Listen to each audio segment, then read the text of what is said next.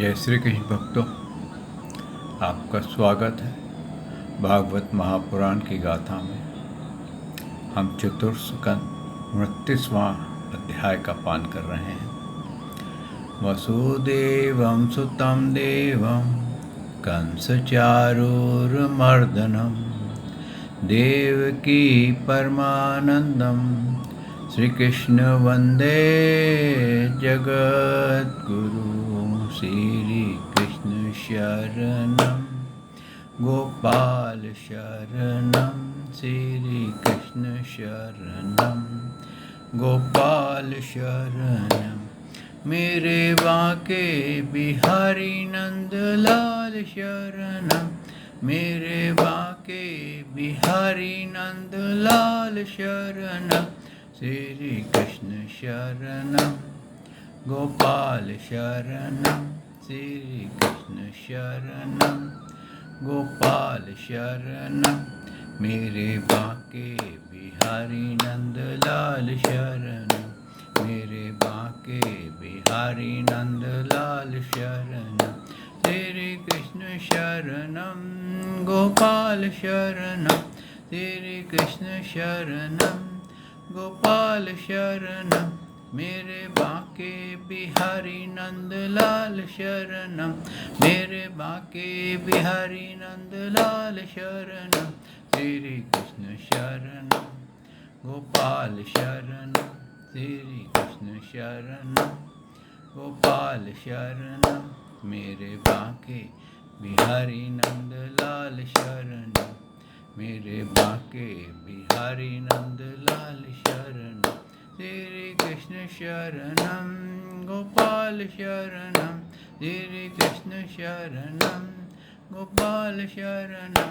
मेरे बांके बिहारी नंदलाल शरणं, मेरे बांके बिहारी नंदलाल शरणं।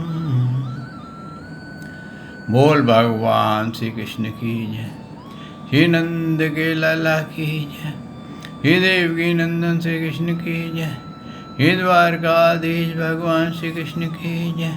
बोल देवादिदेव पूर्ण ब्रह्म भगवान श्री कृष्ण की सदा ही जय। जय श्री कृष्ण भक्तों, आपका स्वागत है भागवत कथा में। भक्तों, हमने श्रवण किया कि ये जीव किस प्रकार गतिहीन रथ में बैठा हुआ है, लेकिन उसमें बैठ कर के ये कैसे कर्म करता है। कोई कहते हैं ना, जड़ वस्तुएं, जो इंद्रियां हैं वो जड़ हैं, लेकिन उनके अंदर से आने वाली सिग्नल्स, उनके अंदर से आने वाले संदेश इतने प्रबल होते हैं कि मानव को, जीव को पता ही नहीं चलता कि कब उसको वो सरेंडर करा देते हैं, उसके ऊपर हावी हो जाते हैं। भक्तों, बचपन जवानी तक ये वस्तुएं बहुत आनंदमय होती हैं, भोग विलास। और देखा जाए आजकल, क्योंकि ज्ञान बच्चों को नहीं दिया जाता, तो बच्चे भोग विलास की वस्तुओं को ही महत्व देते हैं, धन कमाने को ही महत्व देते हैं, अच्छे घराने में शादी करने को ही महत्व देते हैं, और पढ़ाई में अव्वल आने के लिए रेस लगाते हैं। लेकिन वो जो ज्ञान है, वो जो विश्वविद्यालयों में, स्कूल में आजकल दिया जाता है, वो सब भौतिक ज्ञान है, यानी कि संसारिक ज्ञान है। वो ज्ञान जो पुरातन दिया जाता था, वो संसारिक ज्ञान के साथ साथ आध्यात्मिक ज्ञान भी दिया जाता था, ताकि हमें ये समझ में आए हम अपने जीवन में कैसे संसार में रहते हुए अपने आप को शरीर ना माने और संसार में रहते हुए किसी वस्तु से इतना लगाव नहीं करें कि जिसके कारण मृत्यु के बाद भी हमें दुख हो, यानी कि आत्मा को भटकना पड़े। ऐसे कई उदाहरण मिलते हैं जहाँ पर कई आत्माएं महज इस लालसा में भटकी हैं कि उनको किसी न किसी से मोह हो गया था। एक मैंने आपको कई बार गाथा भी सुनाई थी कि नारद मुनि जी ने की भेंट भगवान श्री कृष्ण से हुई तो उन्होंने कहा, प्रभु आपके भक्त तो बड़ी भक्ति करते हैं आपसे मिलने के लिए, लेकिन एक आप हैं कि उनके पास नहीं जाते हैं। तो भगवान ने कहा कि मैं तो हर वक्त उनके साथ ही रहता हूँ और वो सिर्फ मुझे प्रकट नहीं कर पा रहे हैं, और वो भक्ति मेरे लिए नहीं करते हैं, वो उनकी इच्छाएं, उनके अंदर इतनी वासनाएं दबी हुई हैं कि वो मुझसे मिलने को तैयार ही नहीं है। हकीकत में ये है, वो भक्ति मेरे नाम की ज़रूर करते हैं, लेकिन वो तृष्णाओं से, वासनाओं से, इच्छाएं उनके अंदर बहुत हैं। बोले नहीं महाराज, मैं इस बात को नहीं मानता, मैं इस बात को नहीं मानता कि भक्त आपको मिलना नहीं चाहते। बोले अच्छा ऐसा कर, तू मृत्यु लोक में चला जा और वहाँ जो भी भक्त मुझसे मिलना चाहे, जिसको तेरे को भक्त लगे, पहले तो ये देख के भक्त है कि नहीं, और जो मेरे से मिलना चाहे तो उसको कहना कि भाई भगवान मिलने को तैयार हैं, पर शर्त ये है कि तेरे को ये शरीर जो तूने धारण किया हुआ है ये त्यागना पड़ेगा। इस शरीर से नहीं मिल सकता, लेकिन तेरी आत्मा भगवान से मिलेगी और उसको तू मेरे पास ले आना। बोले ठीक है, ये भी मैं तो यहाँ भीड़ लगा दूँगा। बोले तू एक को तो लेके आ।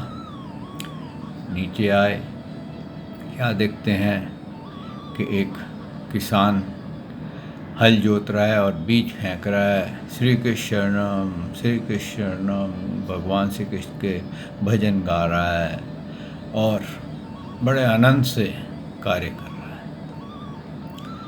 नारद मुनि ने देखा कि लो, अभी तो मेहनत करने की ज़रूरत ही नहीं पड़ी,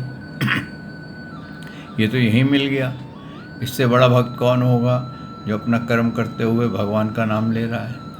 वो उसके पास गए और बोला कि बाबा, तेरी जो भक्ति है वो पूर्ण हो गई है, भगवान तुझे मिलना चाहते हैं। बोले चलो मेरे को मिला दो। बोले ऐसा है बाबा, ये जो शरीर है ना तुमने जो धारण किया हुआ, इसको छोड़ना पड़ेगा।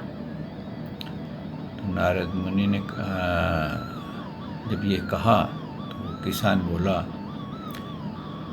तो क्या हम 20-25 दिन बाद या 1 महीने के बाद नहीं जा सकते? ये शरीर छोड़ने की बात कर रहे हैं आप। बोले क्यों? बोले मेरे छोटे बेटे की शादी होने वाली है, मैं बहू का मुंह देख लूँ फिर चलता हूँ। नारद मुनि का कोई बात नहीं, तू शादी देख ले, कोई हर्ज नहीं है। तो नारद मुनि निकल गए ब्रह्मांड में विचरने के लिए कि मैं अभी आ जाता हूँ। और आप तो जानते हैं कि टाइम लैप्स का बहुत फ़र्क पड़ जाता है। जब तक वो आए तो 1 बरस बीत चुका था। उन्होंने कहा बाबा शादी देख ली, कैसी हुई? कहता बहुत अच्छी हुई। बोले अब चलें भगवान से मिलने के लिए? कहता कुछ 1 महीना रुक नहीं सकते? 1-1.5 महीना? बोले क्यों, क्या हुआ? बोले वो जो लड़के की शादी हुई थी ना, उसकी घरवाली ना गर्भवती है, तो मैं पोते का मुंह देख लूँ फिर चलता हूँ। नारद मुनि जी फिर निकल गए। फिर जब वापस आए तो 1.5 साल निकल चुका था। तो क्या देखते हैं कि वो उसी घर में मर के बैल बना हुआ था, यानी कि वो मानव देश उसको बैल की योनि मिल गई थी। नारद मुनि जी ने उसको पहचान लिया। बोले देख, तेरी कितनी दूर गति हो गई, पोते को देखने के चक्कर में तू बैल बन गया, तो अभी भी चलना है? कहता है महाराज ऐसा है, कुछ समय रुक सकते? बोले क्यों? बोले अभी ये फसल पक गई है और ये फसल कट जाए तो मैं तो फली भी कम खाता हूँ। नारद मुनि जी बोले हाँ मैंने देखा है, तेरा बेटा तेरे को बहुत पीटता है और चोभा भी लगाता है। कहता क्या करूँ, है तो मेरा बेटा ही ना, तो मेरे को खाने को भी कम देता है, पानी भी कम पिलाता है, लेकिन है तो मेरा बेटा ही ना, तो कोई बात नहीं, उसका घर भरा रहे, मेरा क्या है। तो ये फसल कट जाए तो मैं चलता हूँ, क्योंकि फसल काटने में मेरा योगदान होगा। नारद जी फिर चक्कर काटने चले गए। फिर आए तो क्या देखते हैं, उसकी मृत्यु हो गई है और उसी घर में वो सांप बन के बैठा हुआ है। नारद मुनि बोला देख तेरी क्या दुर्गति हो गई, मानव से बैल बना, बैल से सांप बन गया, अभी भी चलना है क्या, अभी भी मौका है। तो कहता है प्रभु अब क्या जाऊँगा, एक सपनी मेरे साथ रहती है, वो गर्भवती है, अब वो बच्चे पाल लें फिर देखेंगे। तो भक्तों ये कहानी सबकी है, हम सब किसी न किसी मोह बंधन में फंसे हुए हैं। यानी कि हमारे को ऐसा मौका मिलता है कि प्रभु के शरण चले जाएं, जीवन मृत्यु के दुखों को पार पा जाएं, लेकिन हम मोह के कारण, अपनी वासनाओं के कारण, अपनी तृष्णाओं के कारण, अपनी इच्छाओं के कारण हम उसे पार नहीं कर पाते। तो इसी ये ही हो रहा है। कहते हैं जब मौका मिले, जिस समय मिले आपको श्री कृष्ण शरणम गोपाल शरणम गाने का, जिस समय भागवत कथा सुनने का मौका मिले, जिस वक्त गीता का आपको मौका मिले, उसको छोड़िए मत।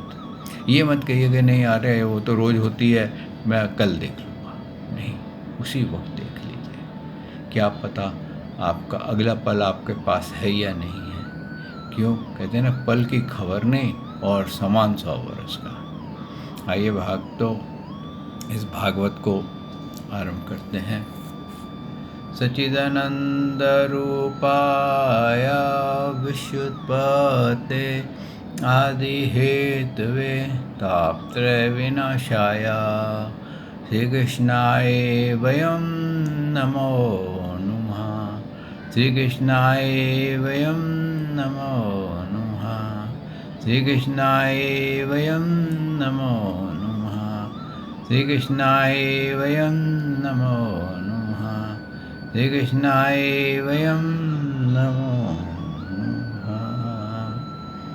बोल भगवान श्री कृष्ण महाराज की जय, हे नंद के लाला की जय, हे देव की नंदन श्री कृष्ण की जय, हे द्वारकाधीश भगवान श्री कृष्ण की जय, बोल देवादिदेव ब्रह्म भगवान श्री कृष्ण की सदा ही जय। जय श्री कृष्ण भक्तों। आगे नारद जी कहते हैं कि इस तरह से इसकी शरीर के सत्ता न होने पर भी, जड़ होने पर भी, इंद्रियां मन बुद्धि सब जड़ होने पर भी, जो कि आत्मा की शक्ति से चलती हैं, तो भी वो जीव को अधोगति में पहुंचा देती है। क्यों कि बिल्कुल वैसे ही है कि आदमी कार में बैठ जाए और उसको ऐसा समझे गाड़ी में बैठा है और अब मेरे को गाड़ी अपने आप उसका हाथ वाथ छोड़ करके पाँव पर चढ़ा करके बैठ जाए और गाड़ी को छोड़ दे चला करके, सीधा रोड है अपने आप चली जाएगी।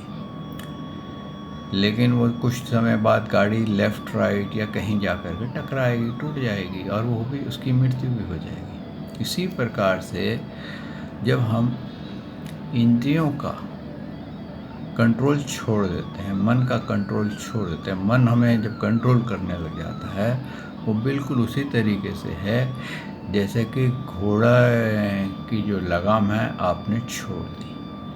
अगर आप घोड़े की लगाम छोड़ देंगे तो वो घोड़ा अपनी मर्जी से चलेगा, और आप सोचोगे कि ये मेरे को अपने डेस्टिनेशन पे पहुंचा देगा, लेकिन वो आपको डेस्टिनेशन पे ना पहुंचा करके हो सकता है खाई में गिरा दे। इसीलिए नारद जी ने आगे कहा है कि उसकी हालत क्या होती है जीव की। जो इंसान इस तरह से हो जाते हैं, अपनी वासनाओं के अधीन रहते हैं, अपनी इच्छाओं के अधीन रहते हैं, उनकी क्या हालत होती है। इस प्रकार का अपने कर्म और गुणों के अनुसार देव योनि, मनुष्य योनि अथवा पशु पक्षियों में जन्म लेकर के वे अज्ञान अंत जीव कभी पुरुष, कभी स्त्री और कभी नपुंसक होते हैं। ये बिल्कुल ऐसे ही है जिस प्रकार बेचारा भूखा व्याकुल कुत्ता दर दर भटकता हुआ अपने प्रारब्ध अनुसार कहीं डंडा खाता है और कहीं भात खाता है, उसी प्रकार ये जीव चित्त में नाना प्रकार की वासनाएं लेकर ऊंचे नीचे मार्गों से ऊपर नीचे अथवा मध्यम लोगों को भटकता हुआ अपने कर्मों अनुसार सुख दुख भोगता है। अब यहाँ पर ये हो गया कि सात्विक कर्म है तो उच्च लोक आएंगे, राजसिक कर्म है तो मध्यम लोक आएंगे, मृत्यु लोक आएगा, तामस है तो नर्क और पशु पक्षी योनि, जड़ वर्ग योनि, अनेकों योनि आएंगी। आगे नारद जी कहते हैं आदि देविक, आदि भौतिक और आध्यात्मिक, इन तीन प्रकार के दुखों में से किसी भी एक से जीव सर्वथा छुटकारा नहीं हो सकता।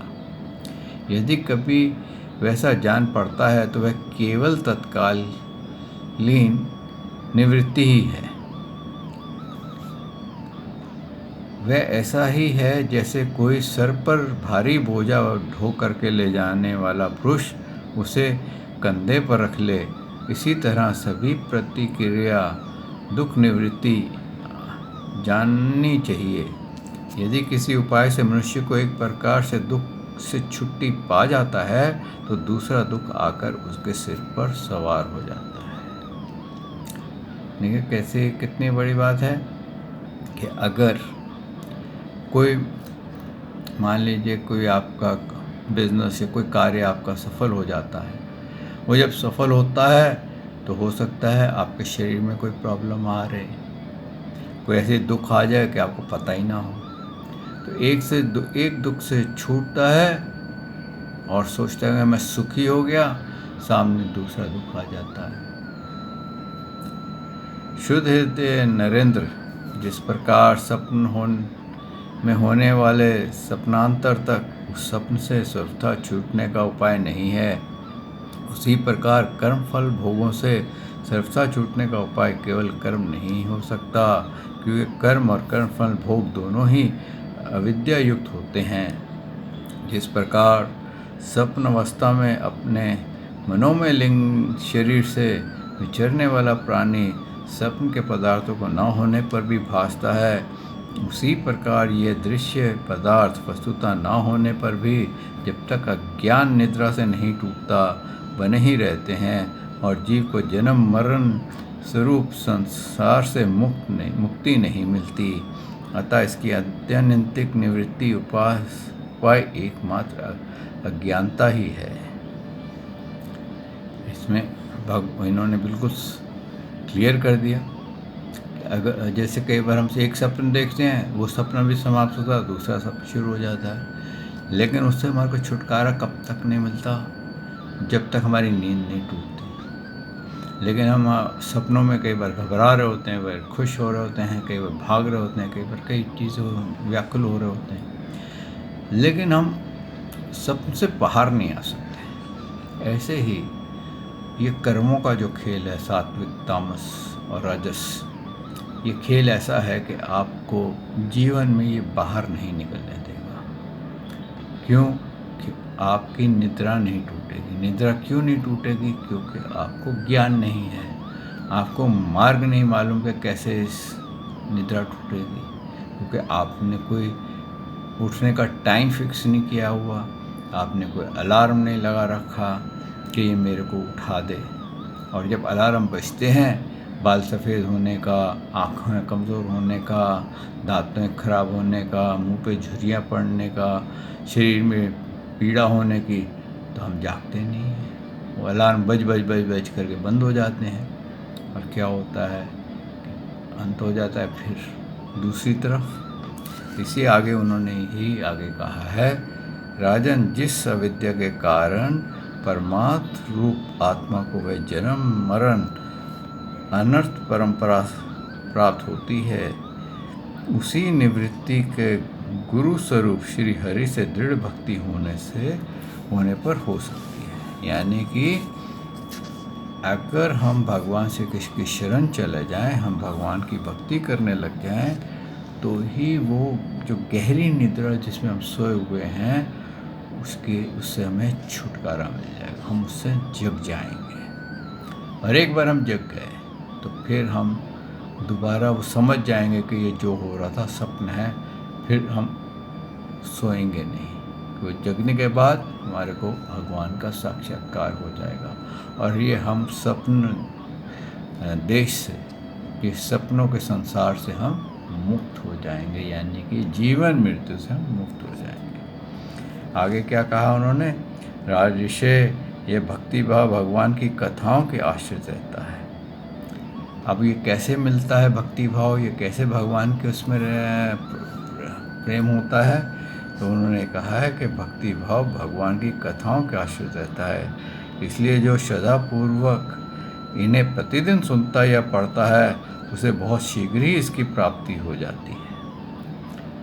क्यों कि जब तक भक्ति आपको प्राप्त नहीं होगी तब तक ज्ञान और वैराग्य प्राप्त नहीं होंगे, भगवान की स्मृति प्राप्त नहीं होगी। तो ये कैसे प्राप्त की जाती है, ये भगवान की कथाएं सुनने से, उनका संकीर्तन करने से, उनके स्थानों पर जाने से, उनके अपना प्रेम उठाने से होती है। सबसे पहले क्या होता है, सुनने से।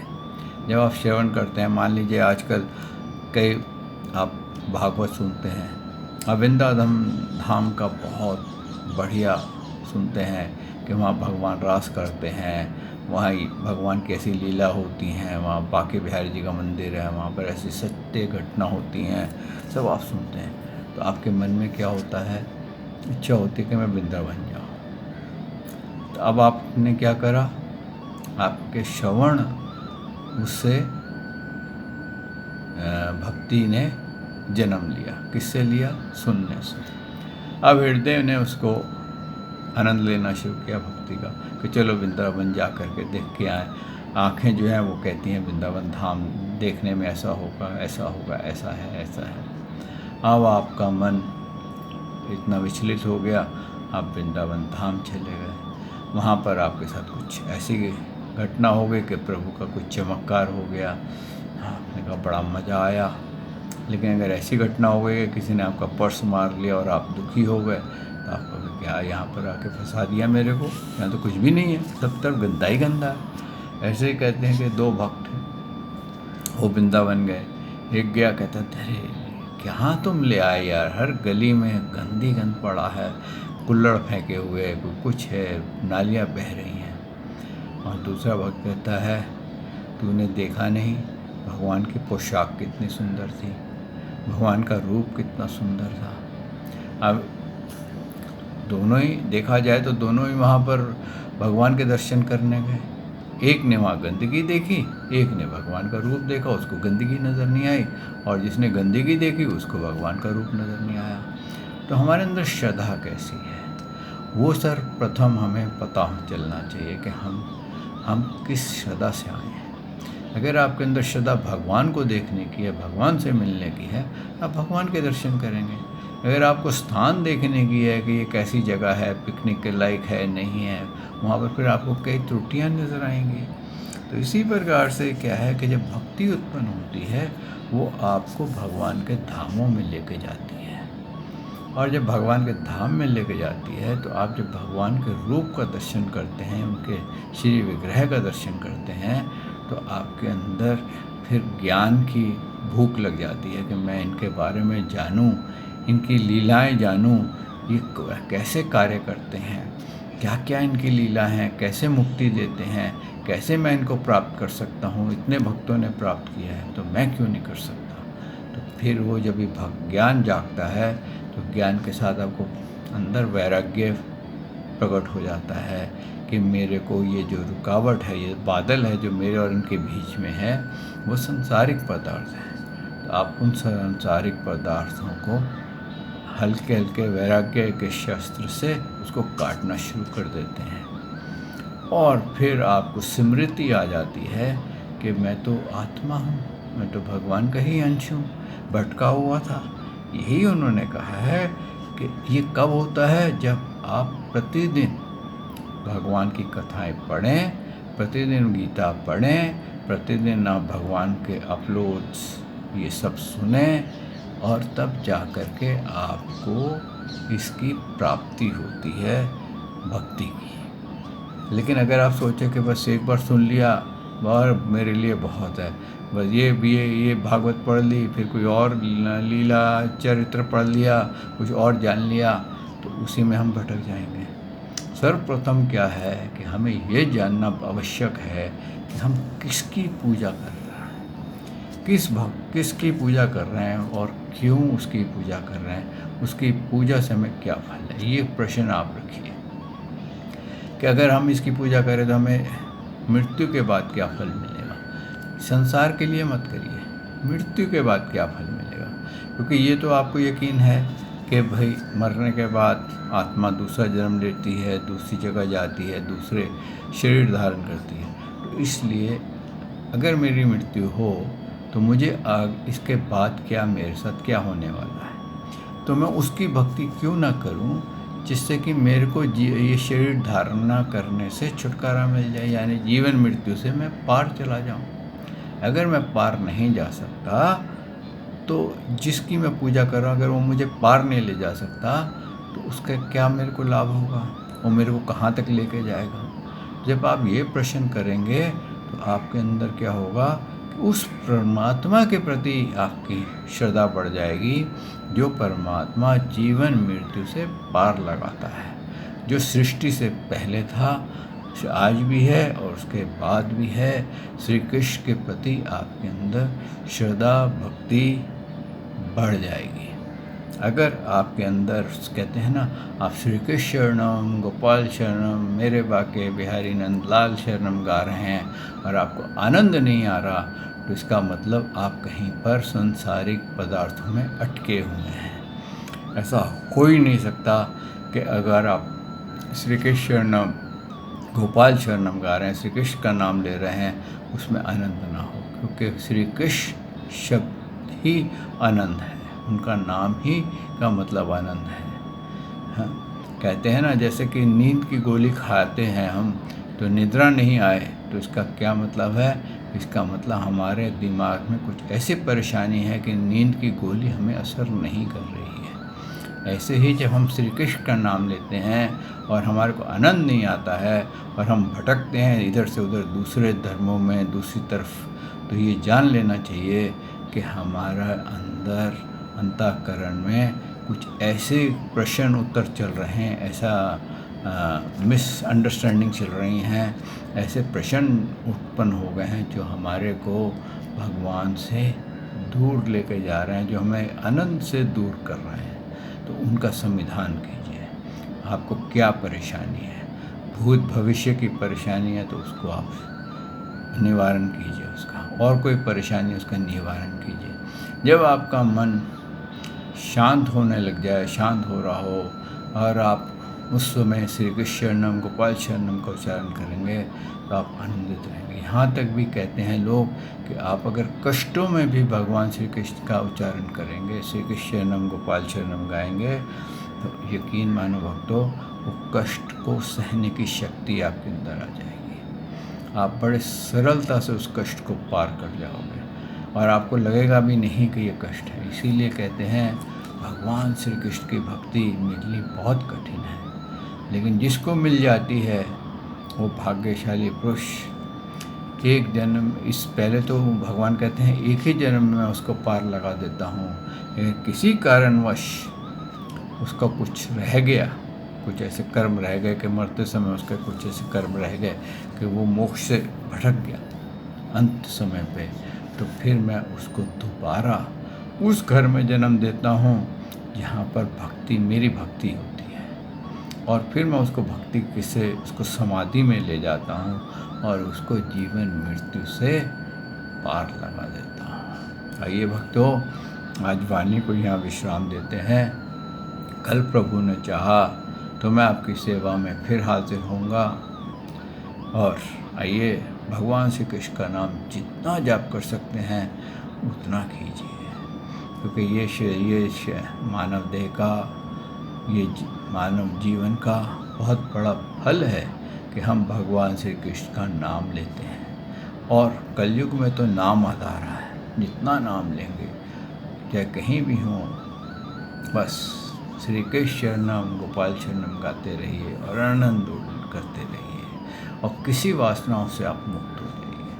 श्री कृष्ण शरणम गोपाल शरणम, श्री कृष्ण शरणम गोपाल शरणम, मेरे बांके बिहारी नंदलाल शरणम, मेरे बांके बिहारी नंदलाल शरणम, श्री कृष्ण शरणम गोपाल शरणम, श्री कृष्ण शरणम गोपाल शरणम, मेरे बांके बिहारी नंदलाल शरणम, मेरे बांके बिहारी नंदलाल शरणम, श्री कृष्ण शरणम गोपाल शरणम, श्री कृष्ण शरणम गोपाल शरणम, मेरे बांके बिहारी नंदलाल शरणम, मेरे बांके बिहारी नंदलाल शरणम। बोल भगवान श्री कृष्ण की जय, श्री नंद के लाला की जय, श्री देवकी नंदन श्री कृष्ण की जय, श्री द्वारकाधीश भगवान श्री कृष्ण की जय। बोल देवदेव पूर्ण ब्रह्म भगवान श्री कृष्ण की सदा ही जय। जय श्री कृष्ण भक्तों।